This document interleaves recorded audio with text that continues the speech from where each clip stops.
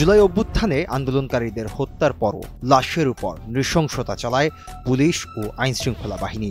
মৃত্যু নিশ্চিত হওয়ার পরও লাশের উপর একের পর এক গুলি, আহতদের চিকিৎসায় বাধা, আহতদের ক্ষতস্থানে রাইফেলের বাট দিয়ে আঘাত করে যন্ত্রণা দেওয়ার মতো ঘটনা ঘটেছে।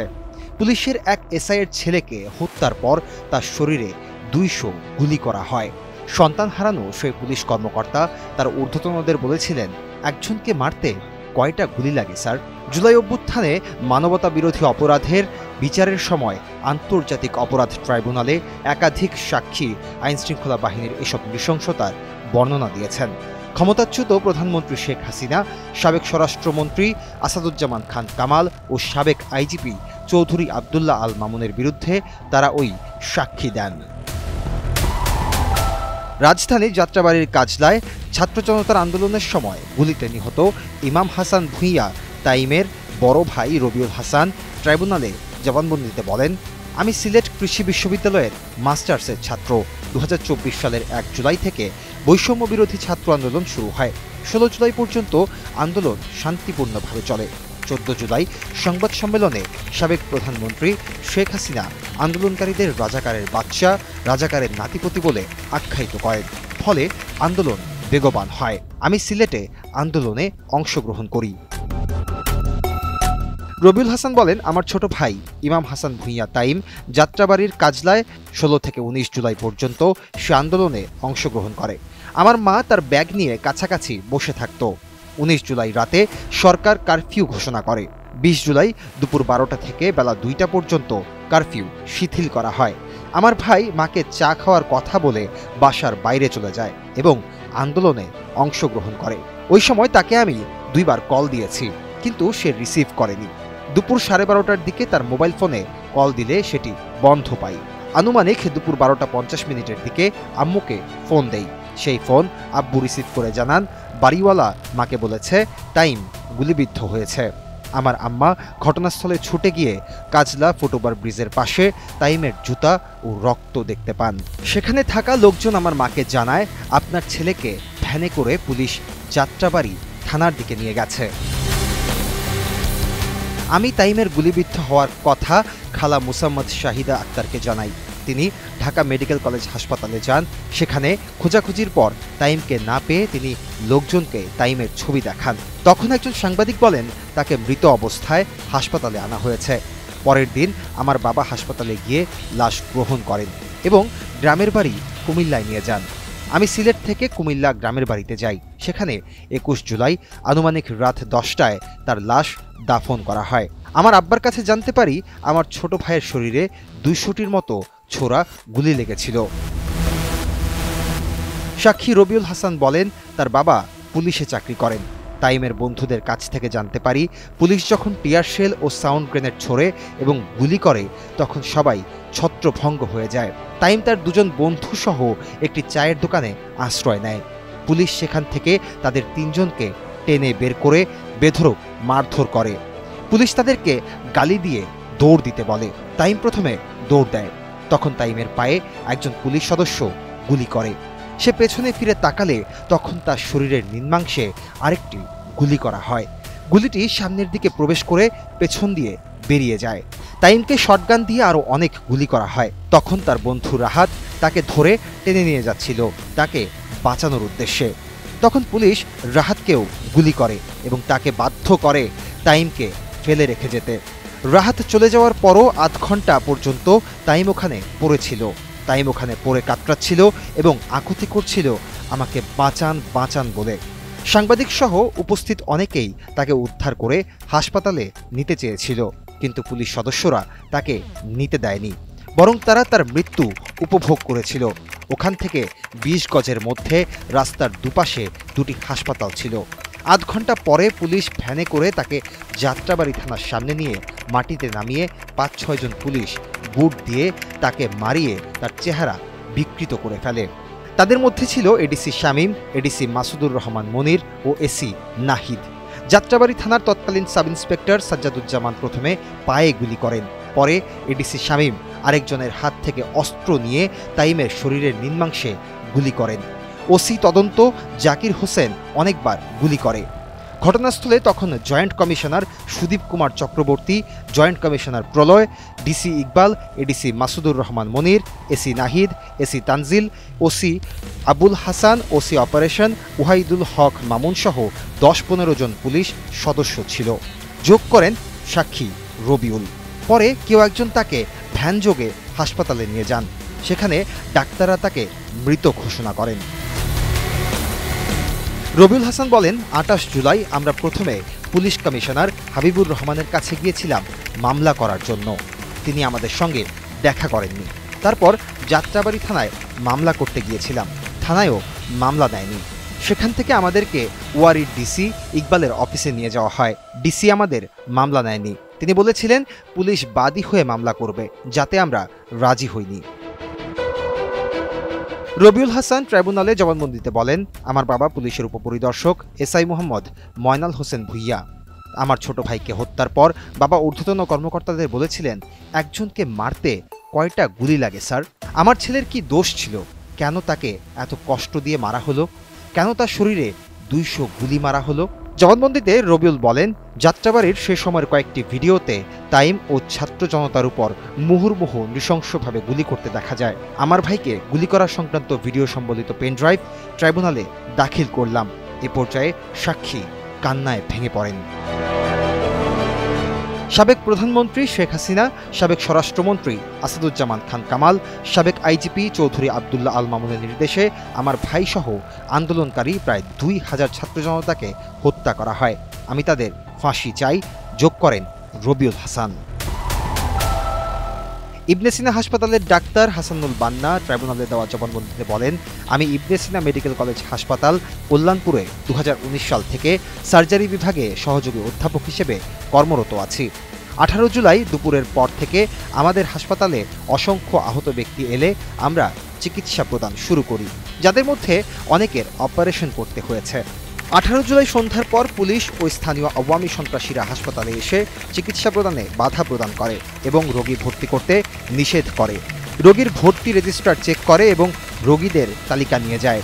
১৯ জুলাই সকাল থেকে যুবলীগ ও আওয়ামী লীগের স্থানীয় সন্ত্রাসীরা হাসপাতালের গেট অবরোধ করে চেয়ার নিয়ে সারাদিন বসেছিল।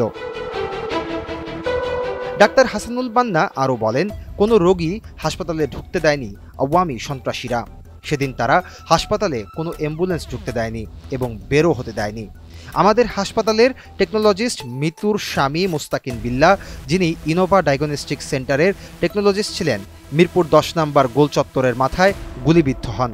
তাকে বিকল্প পথে এনে আমাদের হাসপাতালে ভর্তি করা হয়।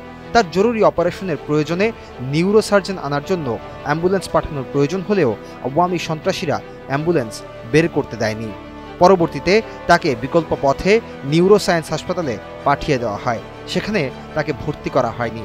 পরে তাকে ইবনে সিনা হাসপাতালে ধানমন্ডি শাখায় নিয়ে যাওয়া হয়। সেখানে কর্তব্যরত ডাক্তার তাকে মৃত ঘোষণা করেন। ট্রাইব্যুনালে অপর সাক্ষী national institute of neuroscience and হসপিটালের নিউরোট্রমা বিভাগের সহযোগী অধ্যাপক ডাক্তার মোহাম্মদ মাহফুজুর রহমান তার জবানবন্দিতে বলেন, ২০২৪ সালের ১৮ জুলাই থেকে গুলিবিদ্ধ রোগী আসতে থাকে। রোগীদের মাথায়, হাতে, পায়ে, পিঠে, মুখে, গলায় গুলি ও পিলেট বিদ্ধ ছিল। ৪ ও ৫ আগস্ট আসা রোগীদের অধিকাংশের মাথায়, বুকে, মুখে ও গলায় গুলিবিদ্ধ ছিল। বেশিরভাগের মাথায় খুলি ছিল না। এক পর্যায়ে ডিবির লোকেরা এসে নতুন গুলিবিদ্ধদের ভর্তি না করার জন্য আমাকে চাপ দেন। ডাক্তার মোহাম্মদ মাহফুজুর রহমান বলেন, ১৮ জুলাই থেকে গুলিবিদ্ধ রোগী আসতে থাকে। রোগীদের মাথায়, হাতে, পায়ে, পিঠে, মুখে ও গলায় গুলি এবং পিলেট বিদ্ধ ছিল। গুলিগুলো ছিল বড় সাইজের। ৪ ও ৫ আগস্ট যে রোগীরা আসে তাদের অধিকাংশের মাথায়, বুকে, মুখে ও গলায় গুলিবিদ্ধ ছিল। বেশিরভাগের মাথায় খুলি ছিল না। আমাদের হাসপাতালে ৫৭৫ জন গুলি ও পিলেটবিদ্ধ রোগীকে বহির্বিভাগে চিকিৎসা প্রদান করে ছেড়ে দেওয়া হয়। এদের মধ্যে অনেকেই হাসপাতালে ভর্তি করার প্রয়োজনীয়তা থাকলেও সিট সংকুলান না হওয়ায় এবং গুরুতর আহত রোগীর চাপ বেশি থাকায় তাদেরকে ছেড়ে দেওয়া হয়। গুরুতর আহত ১৬৭ জনকে হাসপাতালে ভর্তি করা হয়। তাদের বেশিরভাগেরই মাথায় খুলি ছিল না। ৪ জনকে আনা হয় মৃত অবস্থায়। ২৯ জন চিকিৎসাধীন অবস্থায় মারা যান। ৭ জনকে উন্নত চিকিৎসার জন্য থাইল্যান্ডে পাঠানো হয়। 19 জুলাই 2024 তারিখে যখন রোগী বেড়ে যাচ্ছিল তখন ডিবির লোকেরা এসে নতুন গুলিবিদ্ধ ছাত্রদের ভর্তি না করার জন্য আমাকে চাপ দেন। তারা বলেন, আপনি অতি উৎসাহী হবেন না, আপনি বিপদে পড়বেন। তারা আরও বলেন, যাদের ভর্তি করেছেন তাদেরকে রিলিজ করবেন না, এ বিষয়েও উপরের নির্দেশ আছে, যোগ করেন নিউরোসায়েন্স হসপিটালের এই চিকিৎসক। ডাক্তার মোহাম্মদ মাহফুজুর রহমান আরও বলেন, তখন আমরা কৌশলে ভর্তি রেজিস্ট্রারে রোগীদের ধরন পরিবর্তন করে গুলিবিদ্ধের স্থলে রোড অ্যাক্সিডেন্ট বা অন্যান্য কারণ লিপিবদ্ধ করে ভর্তি করি। আমার রোগীদের বয়স ছিল 15 থেকে 30 বছরের মধ্যে, যাদের অধিকাংশই ছিল শিক্ষার্থী। আমি প্রায় 35টি অপারেশন করি এবং অনেকগুলো বুলেট আহতদের শরীর থেকে বের করেছি। যেসব রোগীদের মাথায় খুলি ছিল না, তাদের কয়েকজন আইসিইউতে যন্ত্রণায় কাতরাচ্ছিল। তাদের মধ্যে টিভির একজন সাংবাদিকও ছিল। রাজধানীর জাতীয় চক্ষু বিজ্ঞান ইনস্টিটিউট ও হাসপাতালের রেটিনা বিভাগের সহকারী অধ্যাপক ডাক্তার জাকিয়া সুলতানা নীলা জবানবন্দিতে বলেন, গত 19 আগস্ট পর্যন্ত জাতীয় চক্ষু বিজ্ঞান ইনস্টিটিউট ও হাসপাতালে চিকিৎসা নিতে আসা বৈষম্য বিরোধী ছাত্র আন্দোলনে আঘাতপ্রাপ্ত 493 জন এক চোখ এবং 11 জন দুই চোখ চিরতরে হারিয়েছে। ডাক্তার জাকিয়া সুলতানা নীলা বলেন, গত বছর বৈষম্য বিরোধী আন্দোলন চলাকালে 17 জুলাই থেকে আমাদের হাসপাতালে রোগী আসা শুরু হয়। ওই দিন আমরা প্লেটবিদ্ধ 5 জন রোগী পেয়েছিলাম। 18 জুলাই ছিল একটি রক্তস্নাত দিন। ওই দিন দুপুরের দিকে আমার কাছে খবর আসে হাসপাতালে অনেক আহত রোগী এসেছে। ওই দিন প্রায় 100 রোগী হাসপাতালে ভর্তি হয়। এর বাইরে আনুমানিক আরও 100 রোগীকে প্রাথমিক চিকিৎসা দেওয়া হয়। পরে আমি জরুরি বিভাগে এসে একটি ভয়াবহ চিত্র দেখতে পাই। ডাক্তার জাকিয়া ট্রাইব্যুনালে বলেন, যারা হাসপাতালে চিকিৎসা নিতে এসেছিল তাদের বয়স 14 থেকে 25 বছরের মধ্যে। তাদের কেউ কেউ এক হাত দিয়ে এক চোখ, দুই হাত দিয়ে দুই চোখ ধরেছিল। ওই দিন রাত 9টায় আমরা 10টা টেবিলে অপারেশন করতে থাকি। 19 জুলাই প্রায় একই চিত্র দেখতে পাই। ওই দিন সকাল 8টা থেকে রাত 10টা পর্যন্ত 10টা টেবিলে অস্ত্রোপচার চলতে থাকে।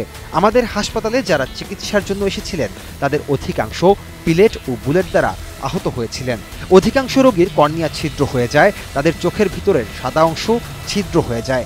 অনেকের চোখ ফেটে গিয়েছিল, চোখের রেটিনা আঘাতপ্রাপ্ত হওয়ায় রক্তক্ষরণ হচ্ছিল।